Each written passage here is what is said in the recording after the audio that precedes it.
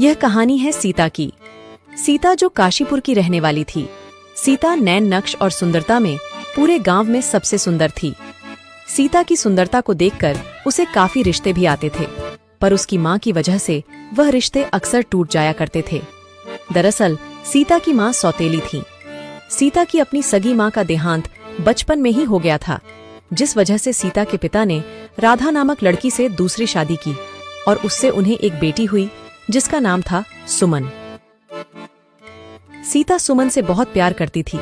कहने को तो वह दोनों बहनें सौतेली थीं, पर उन दोनों बहनों में बिल्कुल सगी बहनों जैसा प्यार था। ऐसे ही समय बीतता गया और उनकी जिंदगी हंसी खुशी गुजर रही थी कि एक दिन अचानक दिल की बीमारी की वजह से सीता के पिता की भी मृत्यु हो जाती है, जिससे सीता बिल्कुल टूट सी जाती है। उस वक्त एक सुमन ही थी जिसने सीता को सहारा दिया और वक्त के साथ साथ उनके जख्म भी धीरे धीरे भरते गए।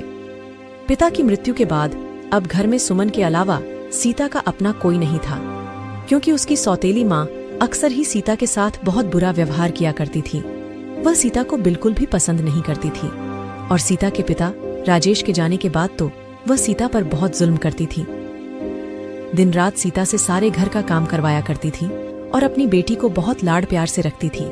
कभी कभी सुमन इस बात का विरोध करती थी तो उसकी माँ